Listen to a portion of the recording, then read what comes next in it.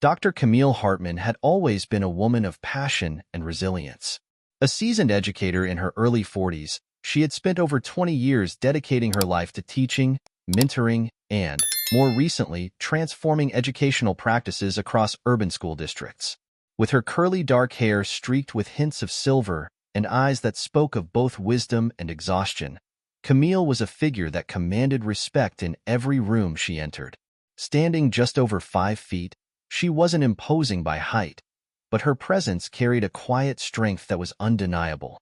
Camille had earned a PhD in education from Stanford University, specializing in inclusive teaching methodologies, focusing on students from diverse backgrounds, including racial minorities, economically disadvantaged groups, and children with learning disabilities.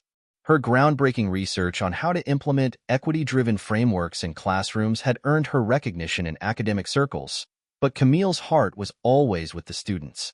Her ultimate goal was not accolades, but to change the culture of education at its very core. Her dream was to bring her experience to the more elite schools across the country, places that had the resources but often lacked the cultural competency to create truly inclusive environments. Camille knew the problem all too well.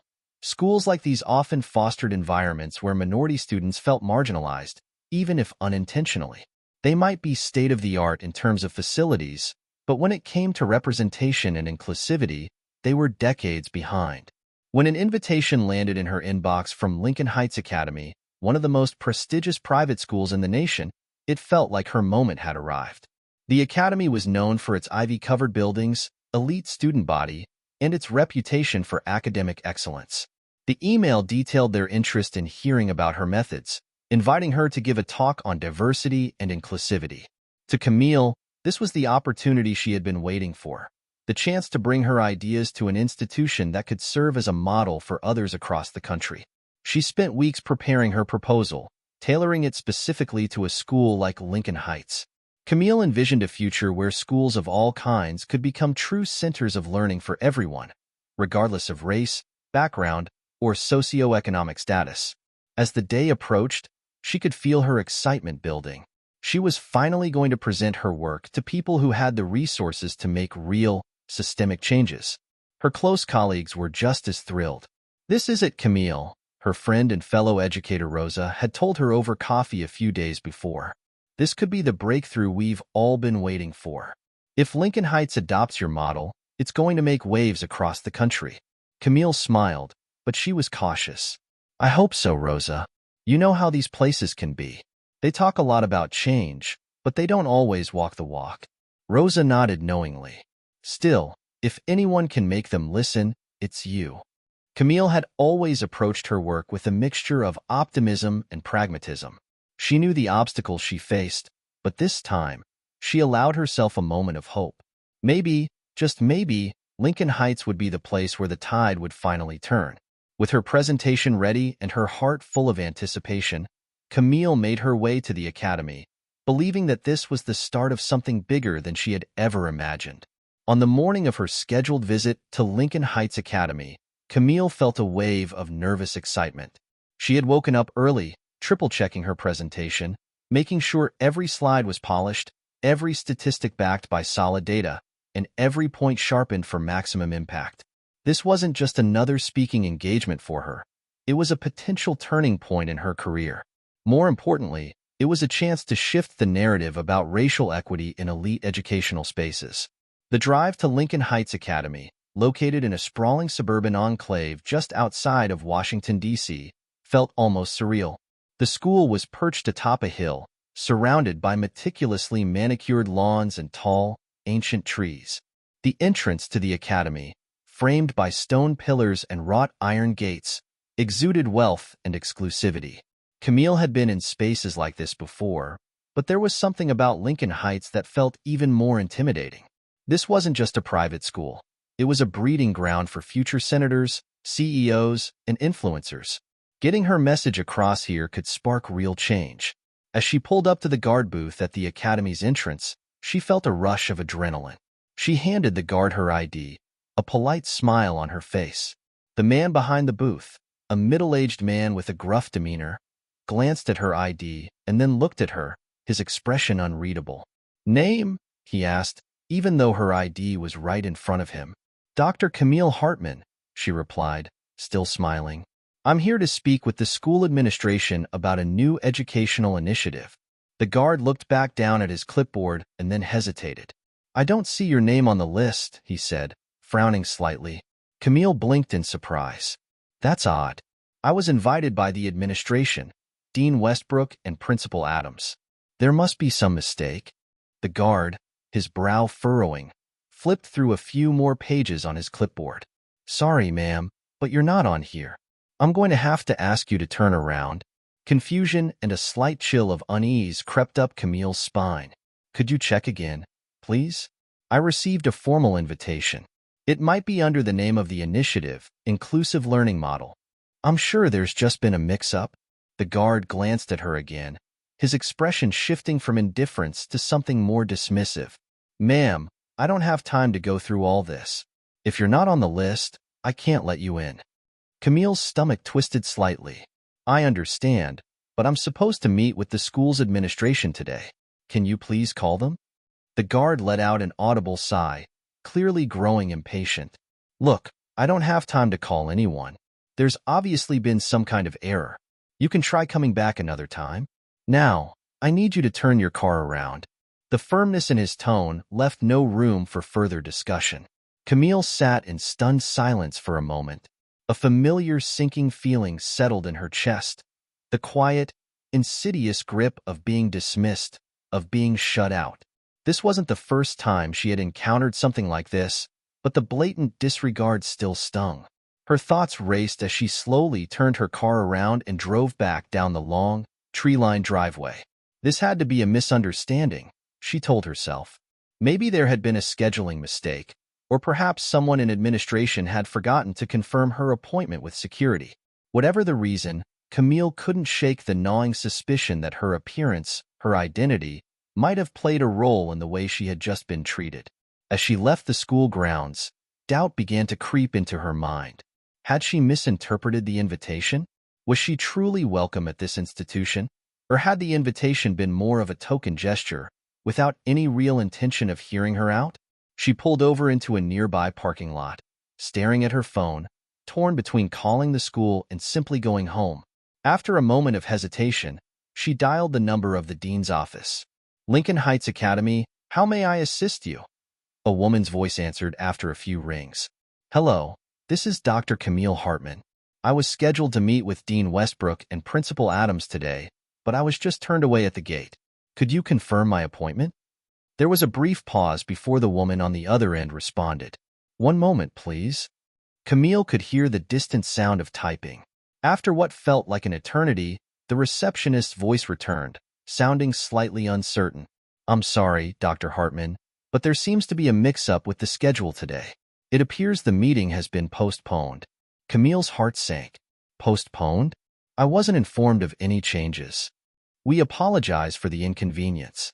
Someone should have contacted you. Please allow us to reschedule at a later date. As the line went dead, Camille sat back in her seat, staring out at the distant silhouette of the academy. The disappointment hit her hard, mingled with a rising sense of anger. She had been brushed aside, dismissed as if her time and her work were unimportant. The seed of doubt was growing. This wasn't just a mix-up. Deep down, Camille knew that her appearance had played a role in the events of the morning.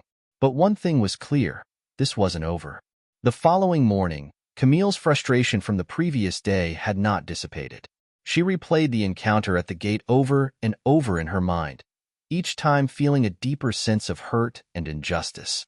The idea that her presence, her blackness, was what prompted the guard to turn her away gnawed at her, and the vague excuse given over the phone left more questions than answers. She tried to shake off the feeling, but it lingered like a shadow. Determined not to let one bad experience define her day, Camille decided to return to her routine, though the rejection from Lincoln Heights weighed heavily on her. As she made her way through the city, visiting schools in lower-income areas where her inclusive education model had already made a difference, she couldn't help but feel the stark contrast between the environments. Here, in these schools, teachers were underpaid and overwhelmed. Students lacked resources, and yet there was a hunger for change, a willingness to embrace new ideas.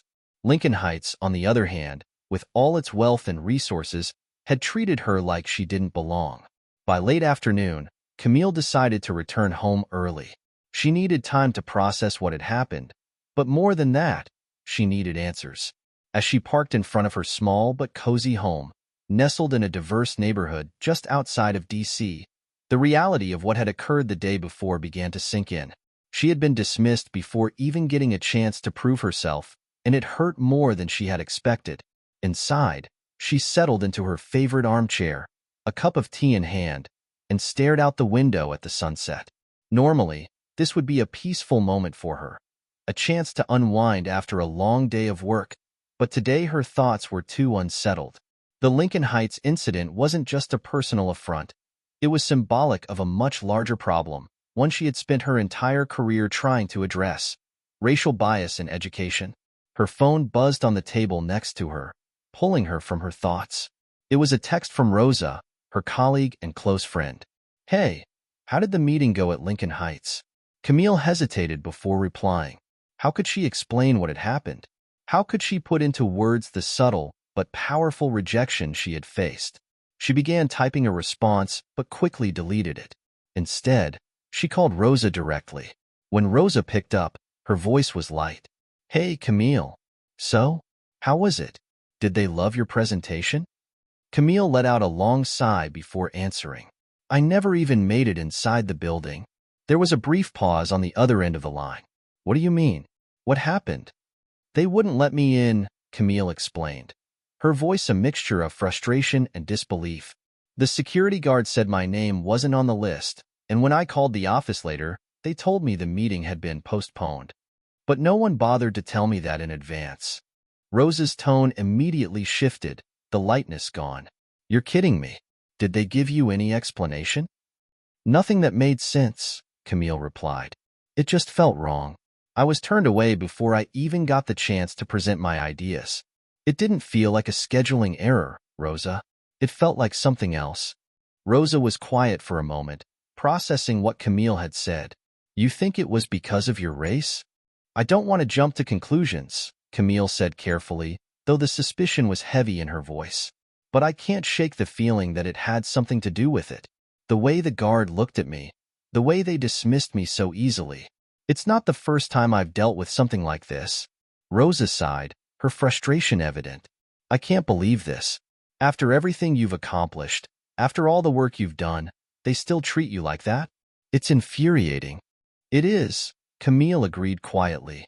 "And the worst part is, I don't even know for sure if that's what it was. But it felt like it. I've spent my whole life navigating these spaces, and I can tell when something's off. They didn't see me as someone who belonged there." There was a pause as both women reflected on the painful reality of what Camille had experienced. Finally, Rosa spoke again, her voice firmer now. "So, what are you going to do? You can't just let them get away with that." Camille sighed, running a hand through her hair. "I'm not sure yet. Part of me wants to call them out, make a scene, but I don't know if that's the right move. I've worked so hard to be taken seriously in these spaces, and I don't want to ruin that." "You won't ruin anything," Rosa said, her voice steady. "You've earned your place, and they need to hear what you have to say. If they don't see that, it's on them, not you. But you can't let this slide, Camille. If you don't stand up to them, they'll just keep doing this to others." Camille knew Rosa was right. This wasn't just about her. It was about the larger fight for equality and inclusion in elite educational spaces. If she stayed silent, it would send the message that this kind of treatment was acceptable. "I'll think about it," Camille finally said, though she knew deep down that she had already made up her mind. She couldn't let this go.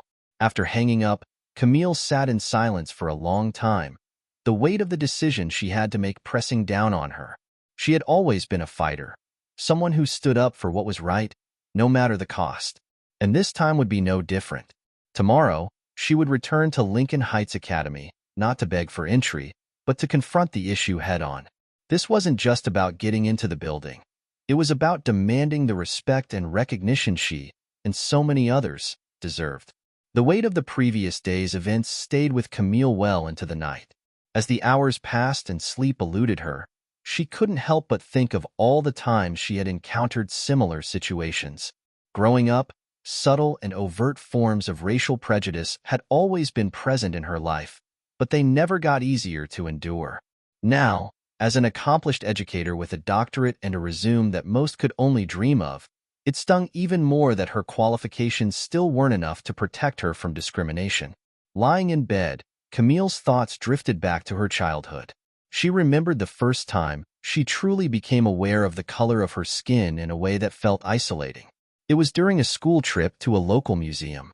She had been 8 years old, standing excitedly with her class, waiting to board the bus when one of the teachers, a stern older woman, pulled her aside. "You'll have to sit in the back of the bus with the others," the teacher had said in a cold, matter-of-fact tone.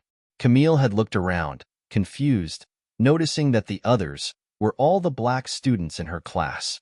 It was the first time she felt like she was being placed in a different category than her peers, a category she hadn't chosen and didn't fully understand at the time. The memory, though decades old, still had the power to make her heart ache. Now, as an adult, it was the same feeling all over again. The sense of not belonging, of being excluded, had followed her into her professional life. No matter how much she achieved, no matter how many accolades or degrees she earned, there were still places where her presence was questioned, her qualifications doubted, and her identity reduced to something as superficial as the color of her skin. As she sat in her living room the next morning, staring at the remnants of her untouched breakfast, Camille realized she was grappling with more than just anger. There was a deep-seated hurt that came from the constant fight to be seen as equal in spaces that had been designed to exclude people like her. It was exhausting. Her phone buzzed on the table next to her, breaking her from her thoughts. It was a message from her colleague Malcolm, another educator who had been fighting similar battles for years. "Hey Camille, I heard about what happened at Lincoln Heights. You okay?" She stared at the message for a moment, considering how to respond. Was she okay? No, not really. But she didn't want to seem fragile or defeated. She knew that people in her position didn't get to show vulnerability too often, especially black women in academia, who were constantly expected to be twice as strong just to be taken half as seriously. After a few moments of deliberation, she texted back, "I'm fine. Just processing everything. Thanks for checking in." Almost immediately, Malcolm replied, "Let's talk when you're ready. We've got your back." Camille felt a surge of gratitude for her support system. Over the years, she had cultivated a close-knit group of colleagues and friends, many of whom were also educators of color, who understood the unspoken challenges she faced. They had all experienced, in one form or another, the sting of being othered in professional spaces. Malcolm, in particular, had always been a voice of reason and encouragement. He knew the struggle intimately, having worked for years in elite institutions where his expertise was constantly questioned. With their support in mind, Camille knew she couldn't simply let this go. She had faced too much, worked too hard, and come too far to allow a situation like this to push her back into silence. But the question remained, how would she confront this? Later that afternoon, she called Rosa to talk things through. "I can't stop thinking about what happened," Camille admitted, pacing back and forth in her living room as they spoke on the phone. "It wasn't just about being turned away. It was the way they did it. The way the guard looked at me, the way the receptionist handled my call. It felt like I was being erased. Like I didn't matter." Rosa's voice was calm but firm. "You do matter, Camille, and they need to be reminded of that. This isn't just about you being dismissed. It's about the message they're sending to anyone who looks like you, that you don't belong there. But you do." "I know I do," Camille replied, her voice wavering slightly. "But I'm so tired, Rosa. I'm tired of having to prove myself over and over again. It's like no matter what I do, it's never enough." There was a long pause on the other end of the line before Rosa spoke again. "I get it. Believe me, I do. But you've never been one to back down from a fight. This is bigger than Lincoln Heights. This is about showing them, and everyone else, that you're not going to let them treat you like this. You've worked too hard to be silenced." Camille felt the truth of Rosa's words resonate deeply. She had always been a fighter, but even the strongest warriors needed moments of reflection, moments to gather their strength before marching back into battle. She wasn't just fighting for herself. She was fighting for every student of color, every educator who had ever been made to feel like they didn't belong in these spaces. After hanging up with Rosa, Camille sat down at her desk, a renewed sense of purpose slowly building within her. She wasn't sure exactly how she was going to confront Lincoln Heights yet, but one thing was clear. She wouldn't allow their rejection to define her. This was only the beginning. Looking out the window, Camille watched as the sky shifted from the soft hues of dusk into the deep, inky blue of night. A calm settled over her, but beneath it was the steady hum of resolve. She had spent years advocating for inclusive education, and this was just another step in the journey, one she was ready to take, no matter how hard it might be. Tomorrow, she would start making plans to return to Lincoln Heights, but this time, it would be on her terms. The next morning, Camille awoke with a sense of clarity she hadn't felt in days. As sunlight filtered through the curtains, illuminating her room, she knew that today was the day she needed to decide how to move forward. After everything that had happened at Lincoln Heights, the question wasn't if she would act, it was how. She spent the early hours reflecting on her next steps. The familiar pangs of doubt surfaced as she made her morning coffee. Would confronting the school do more harm than good?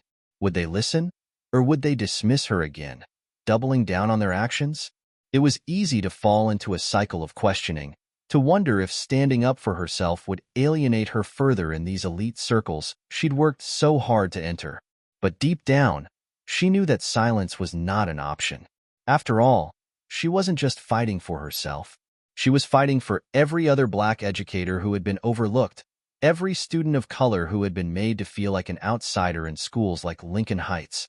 This fight was about more than just personal vindication.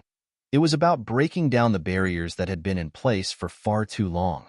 Camille had spent her career advocating for change, and now she was being called to live those values in the most personal way possible. As she sat at her kitchen table, scrolling through the headlines on her phone, a news story caught her eye. It was about a local activist group that had successfully pushed for changes in discriminatory housing policies in the city. The story reminded her of the power of collective action, of how individuals could band together to demand accountability and justice. She thought about the people in her life, her colleagues, friends, and students, who would undoubtedly support her if she chose to stand up to Lincoln Heights. With that thought in mind, Camille picked up her phone and called Malcolm. He answered after a few rings, his deep voice warm with familiarity. "Hey Camille, how are you doing?" he asked, concern evident in his tone. "I'm okay," she replied, taking a deep breath. "I've been thinking a lot about what happened, and I've made a decision. I'm going back to Lincoln Heights, but this time, I'm not going alone." There was a pause on the other end of the line, and then Malcolm spoke, his voice filled with approval. "That's what I like to hear. What's your plan?" "I've been thinking about how to approach this," Camille said, standing up and pacing her living room. "I don't just want to call them out. I want to make it clear that this is part of a larger issue. I'm going to put together a detailed proposal on racial equity and inclusion, but I need to make sure they can't ignore me this time." Malcolm's voice was calm but firm. "You need to bring people with you, Camille. Not just for support, but to make sure there's accountability. I know some people in the local media who'd be interested in this story. They've been covering issues of racial inequity in schools for a while now." Camille hesitated for a moment. Bringing the media into this felt like a big step, one that could draw attention in ways she wasn't sure she was ready for. But she also knew Malcolm was right. Without public scrutiny, Lincoln Heights could easily sweep this under the rug. "You're right," she said finally. "If this is going to make an impact, it has to be public. I'll reach out to some contacts at the local news stations, and I'm going to connect with a civil rights organization. I need more than just words on paper. There has to be real pressure on them to make changes." "That's the spirit," Malcolm said, his voice filled with admiration. "You know this isn't going to be easy, but you've got the power to make them listen. You've got all of us behind you."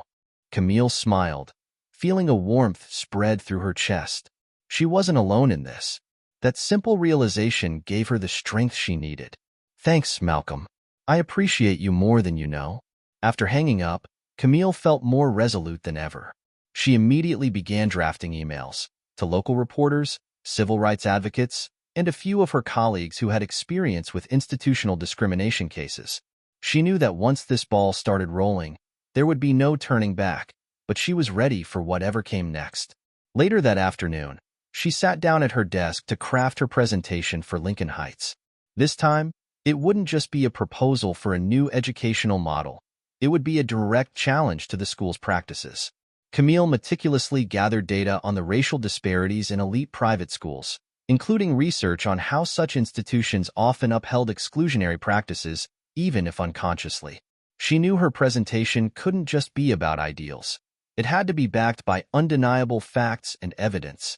The proposal itself was a comprehensive outline of her inclusive education model, but she made sure to incorporate specific examples of how schools like Lincoln Heights could implement these changes immediately. The message was clear. This wasn't just a theoretical framework. It was a blueprint for action, one that could transform not only Lincoln Heights but elite educational spaces across the country. The following morning, Camille began calling her contacts, arranging a group of people to accompany her when she returned to Lincoln Heights. The response was overwhelmingly supportive. Her colleagues, journalists, and even representatives from a civil rights group were eager to stand by her side. Each phone call solidified her resolve, reminding her of the strength that came from community and shared purpose. As she hung up the final call of the day, Camille sat back and let out a long breath. Tomorrow, she would return to Lincoln Heights Academy, not as the quiet, hopeful educator she had been a few days ago, but as a woman armed with the truth, backed by her community, and ready to confront the institution that had tried to silence her. She knew there would be resistance. She knew the school might try to dismiss her again, or worse, retaliate. But for the first time since that day at the gate, she felt a sense of power and agency. This wasn't just about getting back inside the building. It was about breaking down the walls that had kept people like her out for far too long. As the day came to a close, Camille felt a deep sense of calm settle over her. She wasn't just reacting to what had happened. She was taking control, shaping the narrative, and turning a painful experience into an opportunity for change. Tomorrow, when she returned to Lincoln Heights, she would do so not as a victim of their rejection, but as a catalyst for the transformation they desperately needed. The day had finally arrived. Camille stood in front of the mirror, adjusting her blazer, her expression calm but determined. This wasn't just a regular day.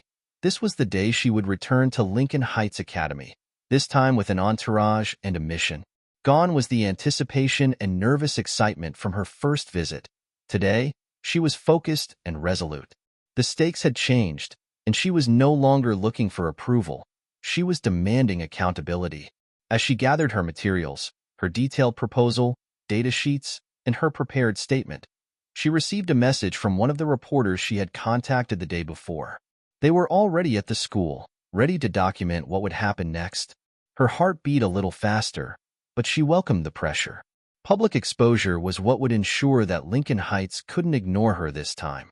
Outside, the September morning was cool and overcast, as if nature itself reflected the serious mood of the day. Camille met Malcolm and a few other colleagues at a nearby coffee shop before heading to the academy. They greeted her with reassuring nods, offering silent support that meant more to her than words could express. Alongside them were a couple of local reporters and representatives from the civil rights organization Malcolm had reached out to.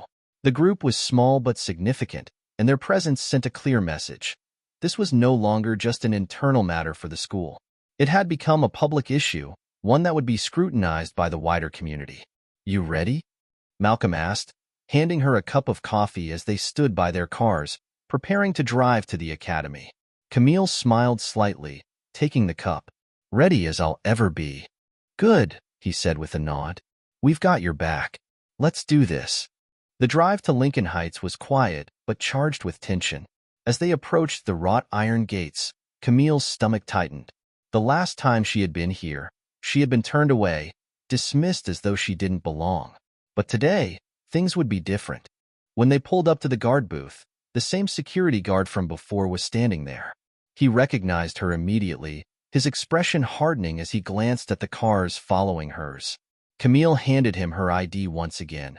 But this time, before he could say anything, one of the reporters stepped out of their car and approached. "We're with the local news," the reporter said, flashing her press credentials. "We're here to cover Dr. Camille Hartman's meeting with the administration. You might want to let them know we're coming." The guard's eyes flickered with uncertainty. Clearly, he hadn't expected this turn of events. He hesitated, his hand lingering over his radio. "Hold on a moment," he muttered, retreating into the booth and making a call. As they waited, the atmosphere grew tense.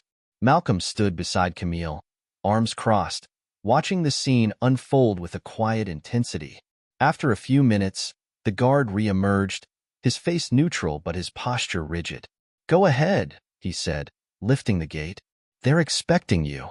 Camille nodded, feeling a wave of satisfaction as they drove through the gates and into the heart of Lincoln Heights Academy. This time, she wasn't alone. And this time, they couldn't just turn her away. The campus was as immaculate as ever, with its ivy-covered buildings and pristine lawns. But today, the air felt different. Students in their crisp uniforms glanced curiously at the group as they passed, their whispers trailing behind them like shadows.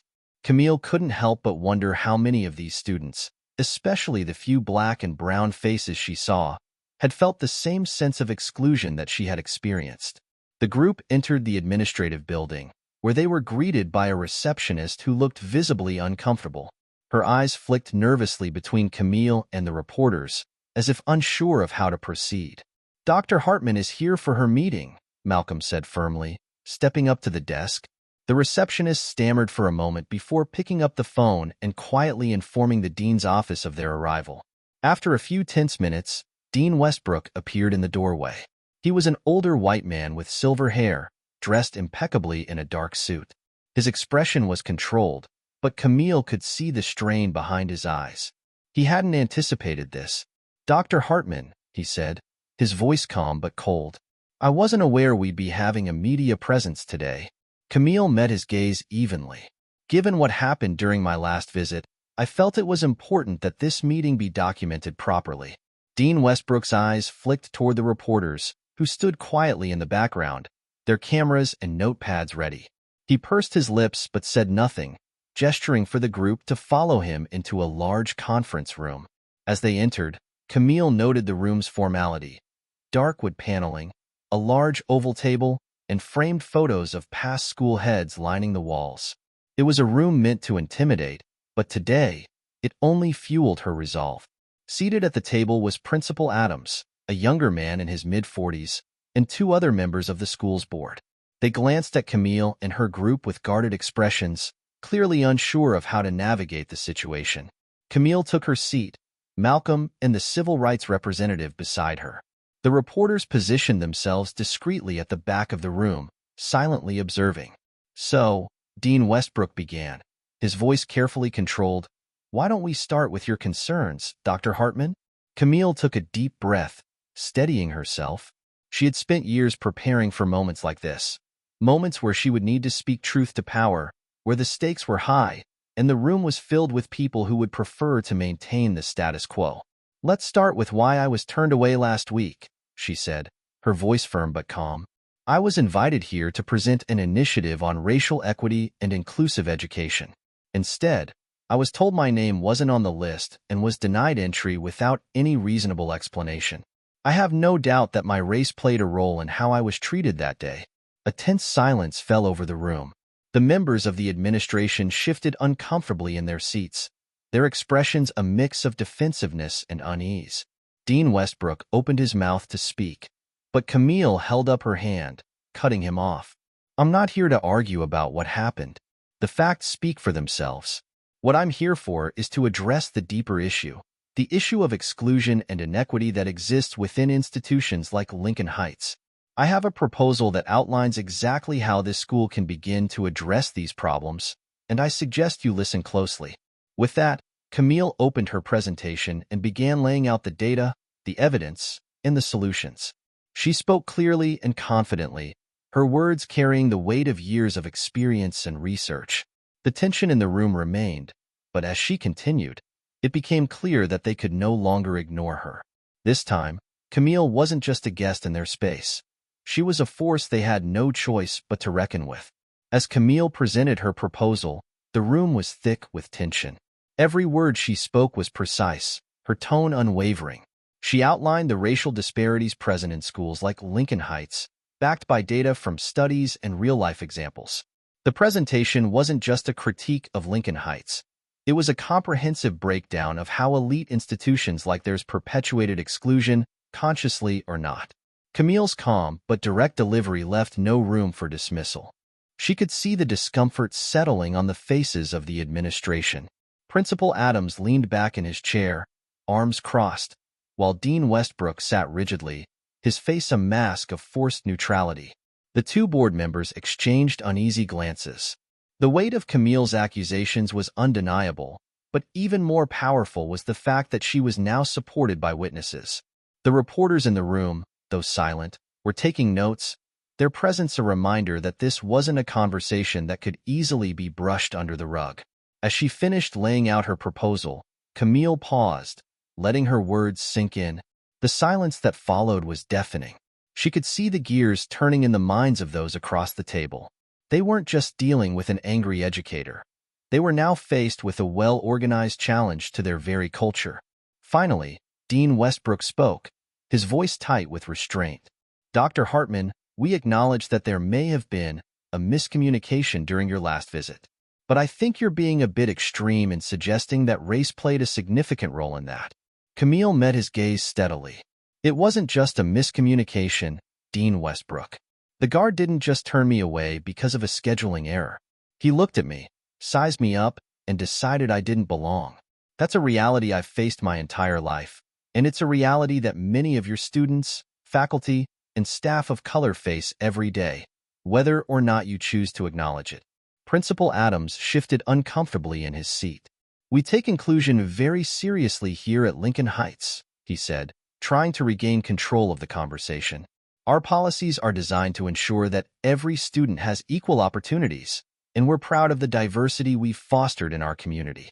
Camille couldn't help but notice the carefully chosen word, diversity. It was a term schools like Lincoln Heights often used, as if admitting a small percentage of students of color and holding occasional cultural events was enough to absolve them of deeper structural inequities. She leaned forward, her eyes locking onto Adams. "Diversity is meaningless without true inclusion," she said, her voice cutting through the air like a knife. "Admitting a few students of color to meet a quota doesn't change the fact that those students still feel isolated, underrepresented, and unsupported in environments like this. I've seen the data.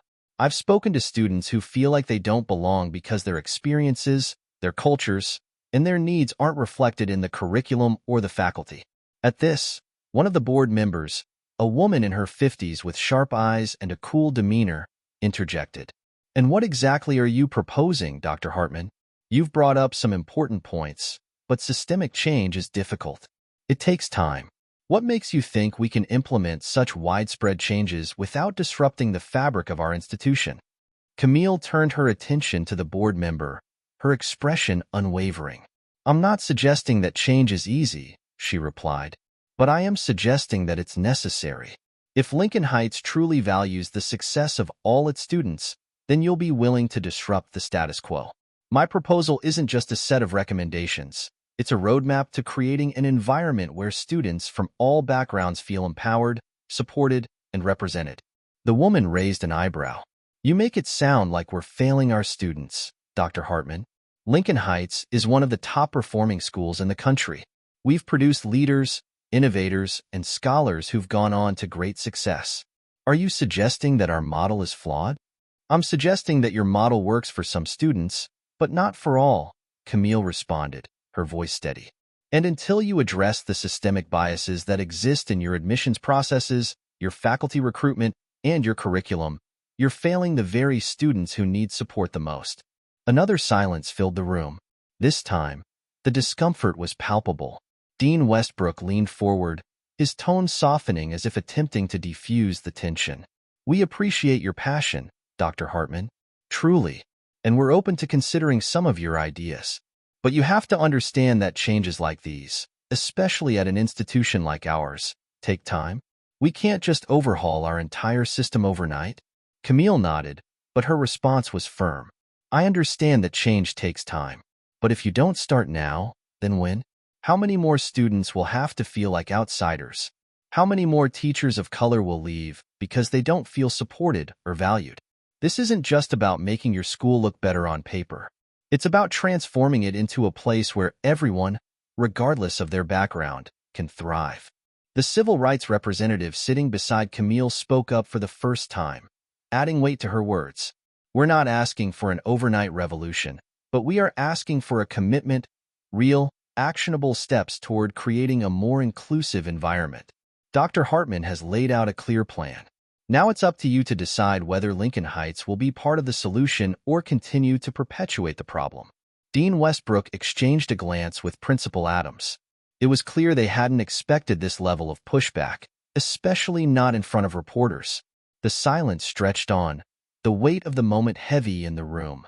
Finally, Westbrook exhaled slowly, nodding.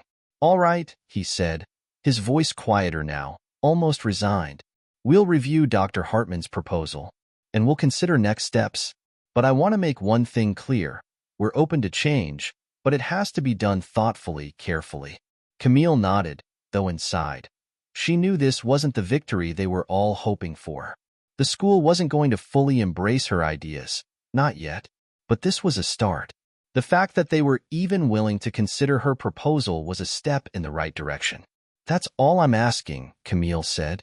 Thoughtful, meaningful change. With that, the meeting was adjourned. As everyone began gathering their belongings, Malcolm turned to Camille, his voice low. You did good in there. They're on the ropes. Camille nodded, though the victory felt tempered. It's a start, but we're not done yet. As they walked out of the conference room, the reporters trailing behind, Camille glanced back at the school administrators. She knew that their agreement to review her proposal didn't mean real change would happen overnight. But now the public eye was on them, and that was a powerful motivator. The pressure was on, and Camille was ready to keep pushing. Outside, the cool breeze hit her face as they walked toward the parking lot. For the first time in days, she felt a sense of hope. This wasn't just about one meeting or one school. This was about opening doors that had long been closed, doors that would now be harder to shut again. Camille knew the road ahead would be long and difficult, but she also knew she wasn't walking it alone. The fight for true inclusion and equity had just begun, and she was ready for whatever came next. A week after the confrontation at Lincoln Heights Academy, Camille found herself waiting anxiously for a response from the school. Despite their reluctant promise to consider her proposal, she knew how easily institutions like Lincoln Heights could drag their feet on real change, burying meaningful reform under layers of bureaucracy. Still, she wasn't about to let the issue fade away. With the media now involved, Lincoln Heights would be under the spotlight, and Camille intended to keep it there. The following Monday, an email from Dean Westbrook arrived in her inbox. The subject line was bland, follow-up to recent meeting. But as Camille opened the message, her heart raced. They had agreed to hold a follow-up meeting to discuss her proposal in greater detail, but there was no mention of immediate action or commitment. It was, as she expected, another attempt to slow-walk the process, likely hoping that the attention would die down. Undeterred, Camille decided to escalate. She reached out to the students and faculty at Lincoln Heights, quietly making connections with those who might be willing to share their experiences with discrimination or bias at the school. She knew that the administration could dismiss her personally, but they couldn't ignore the stories of their own students and staff. Over the next few days, Camille spoke with several students of color, some of whom had been hesitant at first but eventually opened up. Their stories painted a troubling picture. One student, a sophomore named Maya, recounted how she was consistently overlooked in class discussions, with her contributions dismissed or ignored by certain teachers. "It's like I'm invisible," Maya told Camille during a phone conversation, her voice tinged with frustration. "They'll call on my white classmates, even if they don't have their hands raised. But when I try to speak up, it's like I don't exist." Another student, Jamal, a senior and one of the few black students in the entire school, shared his experience of being constantly singled out as the representative of his race during discussions about history or social issues. "I'm tired of being the only black voice in the room," he said. "They always look to me to explain racism or talk about slavery, like I'm supposed to educate them. I'm here to learn, just like everyone else." The more Camille listened, the more she realized that the problem wasn't just isolated incidents of ignorance or insensitivity. It was a systemic issue, a culture of segregation that existed beneath the surface. Students of color were not being actively excluded in the way schools were decades ago, but they were still made to feel like outsiders. The school's prestigious reputation, its gleaming facade of excellence, masked a deep, underlying problem of racial inequity. Camille also reached out to a few former faculty members who had left the school, many of whom cited reasons related to the very issues she was now uncovering. One teacher, who had resigned after 3 years at Lincoln Heights, told her how he had faced constant microaggressions from his peers and had been passed over for promotions in favor of less qualified white colleagues. They said they valued diversity, the teacher, Mr. Johnson, explained. But when it came down to actually supporting teachers of color, it was all just talk. I tried to bring up concerns about how black students were being treated, and they basically told me to stay in my lane. I couldn't take it anymore. Armed with these stories, Camille began compiling her findings into a report. This was no longer just about her own experience. It was about revealing the truth of what was happening at Lincoln Heights. The school had prided itself on its progressive values and academic excellence, but beneath that glossy image was a clear pattern of marginalization and racial bias. Camille's final piece of evidence came from a recent school admissions report that she had managed to obtain through a contact at the school. The data revealed that, despite the school's claims of diversity, the number of Black and Hispanic students had remained stagnant for years, while the majority of the student body remained overwhelmingly white. Moreover, students of color were disproportionately placed in lower academic tracks, denied access to advanced placement classes, and rarely represented in leadership positions within the school. When she reviewed the numbers, Camille felt both validated and infuriated. The data confirmed what she already knew. Lincoln Heights might claim to be inclusive, but in practice, they were failing to provide equal opportunities for their minority students. Armed with her report, Camille scheduled another meeting with the administration. This time, she brought with her a representative from the civil rights organization, as well as 2 of the students who had agreed to speak out about their experiences. The media was once again notified, ensuring that the story would not be ignored. When they arrived at the school, the tension in the air was unmistakable. Dean Westbrook greeted them with the same tight smile as before, but Camille could see the unease in his eyes. The administration had likely hoped this issue would fade quietly, but now it had grown into something they could no longer control. As the meeting began, Camille wasted no time. She handed out copies of her report to everyone in the room, including the board members, who glanced through the pages with increasing discomfort. This report, Camille began, her voice steady but firm, details a pattern of exclusion and bias at Lincoln Heights that cannot be ignored. Your students and faculty are being systematically marginalized, and it's happening right under your noses. Dean Westbrook started to respond, but Camille held up a hand, stopping him. Before you say anything, I want you to hear from the students themselves. With that, Maya and Jamal stood up to share their stories. Maya spoke first, her voice trembling slightly but growing stronger as she continued. She described how she had been made to feel invisible in her own classes, how her teachers seemed to overlook her in favor of her white classmates, even when she excelled academically. Jamal followed, his tone more defiant. He spoke of the burden of always being expected to explain his blackness to his peers and teachers, of feeling like a token rather than a valued member of the school community. When they finished, the room was silent. Camille could see the unease on the faces of the administrators and board members, but she pressed on. "This is just the beginning," she said, flipping to the final page of her report. "The data shows that your minority students are being funneled into lower academic tracks, denied leadership opportunities, and excluded from advanced courses. Your admissions policies, despite all your talk of diversity, have barely changed in years." Dean Westbrook looked visibly shaken. "Dr. Hartman," he began slowly, "I understand that there are areas where we need improvement, but—" "There's no but, Dean Westbrook," Camille interrupted, her voice rising slightly. "You don't get to hide behind platitudes anymore. These are real students, real lives, and real consequences. Lincoln Heights prides itself on being a top-tier institution, but you are failing these students. And now the public knows." The silence that followed was thick with tension. The administration had no more excuses, no more deflections. The truth was laid bare, and it was impossible to ignore. Finally, one of the board members, the same woman who had spoken during the last meeting, broke the silence. Her voice was quieter now, less defensive. "What do you propose, Dr. Hartman?" Camille met her gaze steadily. "First, you need to acknowledge the problem. Then, we begin the work of dismantling the systemic issues that have led to this inequality.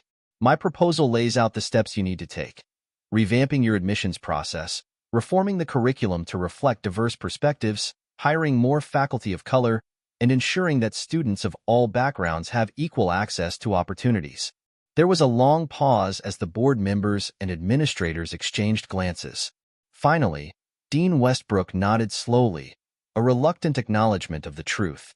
"We'll review the proposal," he said quietly, "and we'll take immediate steps to address these issues." Camille nodded, though she knew this was only the beginning. The road to real change would be long and difficult, but this moment was a victory, a crack in the foundation of the old ways. The stories of Maya, Jamal, and countless others would no longer be silenced. As she left the meeting, walking out into the crisp autumn air, Camille felt a sense of purpose settle over her. The fight was far from over, but she had won an important battle. Lincoln Heights would never be the same, and neither would the students who had been brave enough to speak out. This was the power of truth. In the days following Camille's meeting with the administration at Lincoln Heights, the story began to spread like wildfire. What had initially been a personal battle for recognition and inclusion quickly grew into a much larger movement. The local news outlets picked up the story, leading with headlines about a prestigious school facing allegations of systemic racial bias and inequality. As soon as the media began airing the experiences of students like Maya and Jamal, and the details of Camille's comprehensive report, it was clear that this issue wouldn't be quietly swept under the rug. Social media also played a significant role in amplifying the story. Hashtags like #change at Lincoln Heights and #educational equality began trending on platforms like Twitter and Instagram. Students, parents, alumni, and even educators from other schools chimed in with their own experiences of discrimination and marginalization at elite institutions. What had started as a focused challenge to Lincoln Heights Academy quickly became part of a larger national conversation about racial equity in education. Camille watched as the story gained traction, the weight of its impact both thrilling and overwhelming. She hadn't expected things to move so quickly, but she knew it was long overdue. The media attention meant that the administration couldn't drag their feet or hide behind polite dismissals. They were now facing public scrutiny, and there was no escaping it. One evening, as she sat at home scrolling through the flood of comments and articles online, Camille received an unexpected phone call from a parent of a current Lincoln Heights student. The voice on the other end was nervous but determined. "Dr. Hartman," the woman said, her voice shaking slightly, "my name is Lisa Andrews. My daughter, Clara, is a junior at Lincoln Heights. I've been following what's been happening, and I just wanted to thank you." Camille was taken aback. "Thank me? For what?" "For speaking out," Lisa continued. "I've been worried about Clara for a while now. She's one of the few black students in her grade, and she's been struggling. She never wanted to say anything because she didn't want to seem difficult, but after hearing what you've been doing, she finally opened up to me about the isolation she's been feeling." Camille's heart tightened as she listened. "I'm so sorry your daughter has been going through that," she said softly, "but I'm glad she's talking to you now. That's the first step." Lisa's voice grew more confident. "Clara's not the only one. There are other parents who feel the same way. We're starting to talk about organizing. We want to support you and push the school to make the changes you're proposing." The words filled Camille with a sense of hope. She had known from the beginning that this was about more than just her own experience, but hearing that parents were mobilizing alongside her made the fight feel even more significant. "Thank you, Lisa. That means a lot.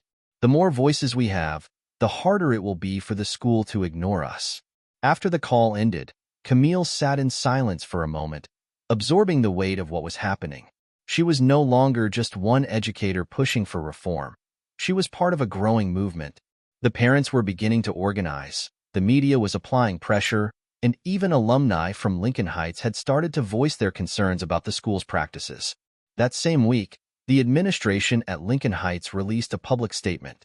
It was clear they were feeling the heat. The letter, signed by Dean Westbrook and Principal Adams, expressed a carefully worded acknowledgement of the concerns raised by students and staff. It promised a comprehensive review of school policies and a commitment to addressing the racial inequities that had been brought to light. But to Camille and those who had been directly affected, the statement felt hollow, like another attempt to appease the public without committing to real action. The letter made vague promises of reform, but offered no specifics, no timeline, and no clear steps forward. Later that day, Camille received another call, this time from a former student who had graduated from Lincoln Heights 2 years earlier. His name was Jordan, and like Maya and Jamal, he had struggled with the same sense of exclusion during his time at the school. "I saw the news," Jordan said. "It brought back a lot of memories. I'm glad someone is finally calling them out, but don't let them off the hook too easily. I tried to speak up while I was there, but they always brushed it off. They can't be allowed to just make another empty promise." Jordan's words resonated deeply with Camille. She knew that the administration's statement was just a beginning. If they were serious about change, they needed to prove it with actions, not words. She wasn't about to let them slip back into old patterns. Determined to keep the pressure on, Camille reached out to the civil rights organization that had supported her earlier. Together, they crafted a public response to the school's statement, calling for concrete measures, starting with the immediate implementation of her educational model, an independent review of the school's admissions practices, and the establishment of a diversity and inclusion task force that would include students, parents, and faculty of color. The letter was published in the local paper and spread quickly across social media. It was clear that the community was watching closely, and Lincoln Heights would be held accountable. Within days, the story had gained national attention. Larger news outlets began covering the issue, and educational leaders across the country started discussing the need for systemic changes in private and elite schools. Camille was invited to speak at panels and conferences, her voice becoming part of a larger movement to reform not just Lincoln Heights, but schools like it all over the United States.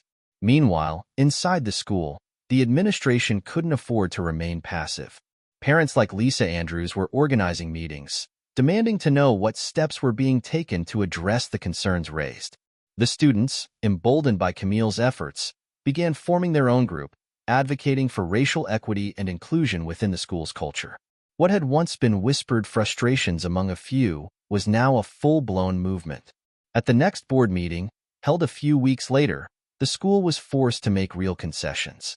Camille attended, alongside representatives from the civil rights organization and several key parents. Dean Westbrook and the rest of the board were visibly more humble this time, their tone far less defensive. "We understand the urgency of the situation," Dean Westbrook said, his voice carefully measured, "and we recognize that we need to do more than issue statements. We've reviewed Dr. Hartman's proposal and are prepared to take immediate steps to address the issues outlined." They went on to announce the formation of a task force, which would include not only school administrators but also students, parents, and outside experts in diversity and inclusion. They committed to revising their admissions process, with an independent review to ensure that students of color had equal access to opportunities. The school also pledged to hire more faculty of color and to incorporate an inclusive curriculum that reflected the diversity of experiences in the country and the world. For Camille, it was a moment of vindication, but she knew it was only the beginning. The task force would need to follow through on these promises, and she would be there every step of the way, ensuring that the changes were real and lasting. As she left the meeting, Camille felt the weight of everything that had happened over the past few weeks. She had come to Lincoln Heights hoping to present a new educational model. Instead, she had helped ignite a movement that had forced one of the country's most prestigious schools to confront its own failings.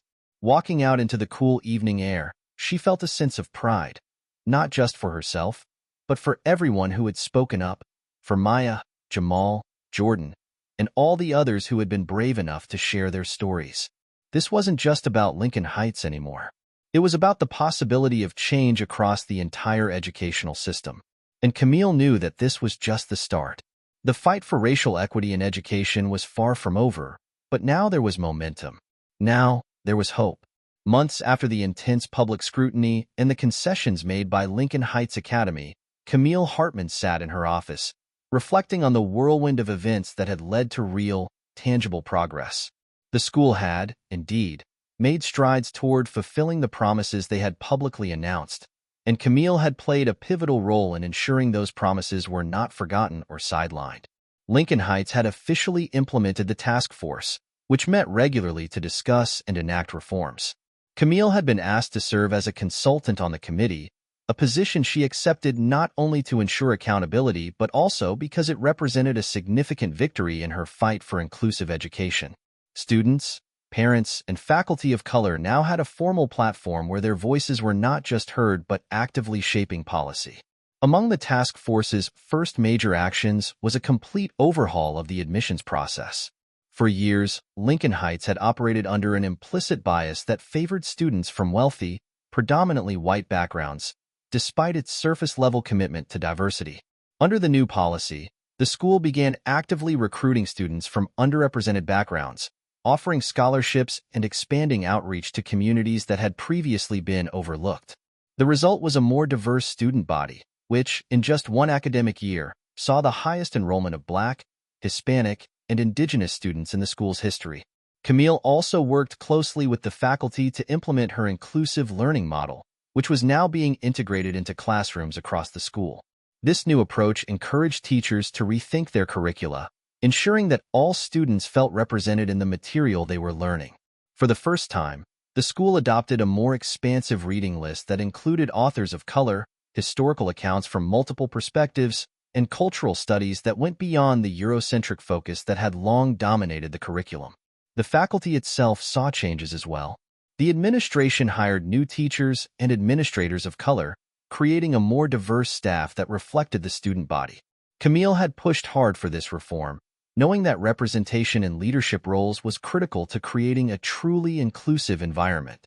The changes were slow but visible, and it was clear that the culture of the school was beginning to shift. One of the most emotional moments for Camille came during an end-of-year assembly. The school had decided to hold a special event celebrating the accomplishments of students who had not only excelled academically, but had also contributed to the school's new culture of inclusivity and respect. Maya and Jamal, the two students who had bravely spoken out, were among those honored. Camille sat in the audience, beaming with pride as they accepted their awards.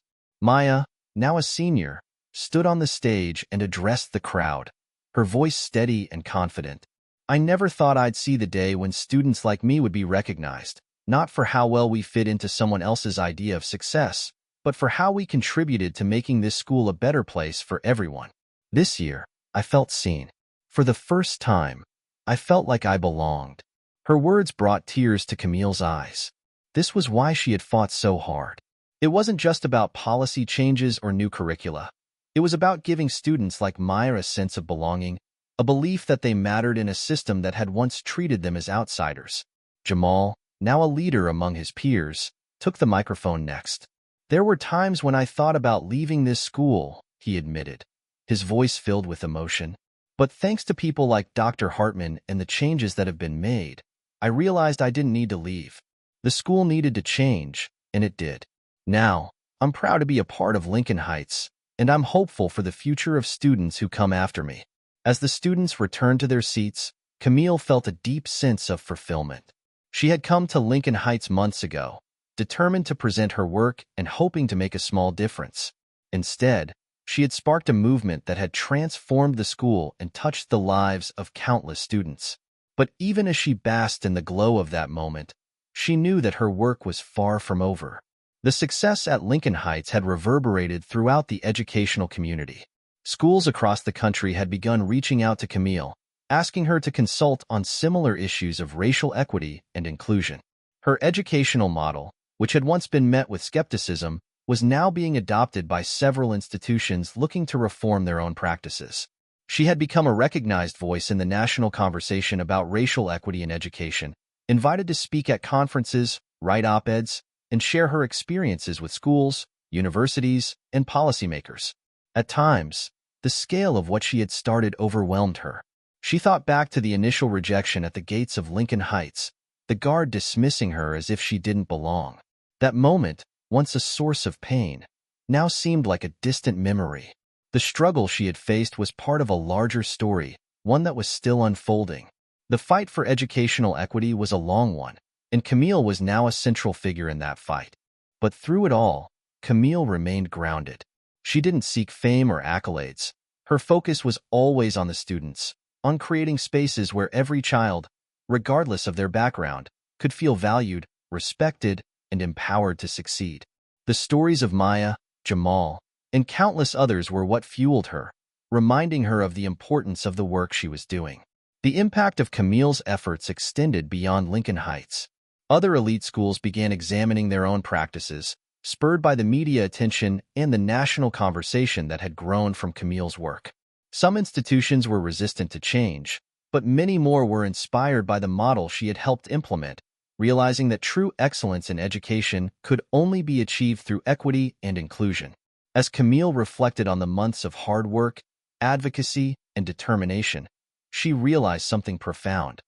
The change she had envisioned had always been about more than just one school. It was about reimagining what education could be, not just for the privileged few, but for everyone. Her journey was far from over, but she was proud of what she had accomplished, and she knew that the seed she had planted would continue to grow, creating a legacy of hope and opportunity for generations to come. Standing on the steps of Lincoln Heights Academy after the assembly, watching the students stream out of the auditorium, laughing and chatting with each other, Camille felt at peace. She had pushed through rejection, fought against systemic barriers, and in the end, had helped build something better. And in that moment, surrounded by the energy of change, she knew this was just the beginning. Leave a like, subscribe to the channel, turn on notifications, and watch this next story. It's really exciting.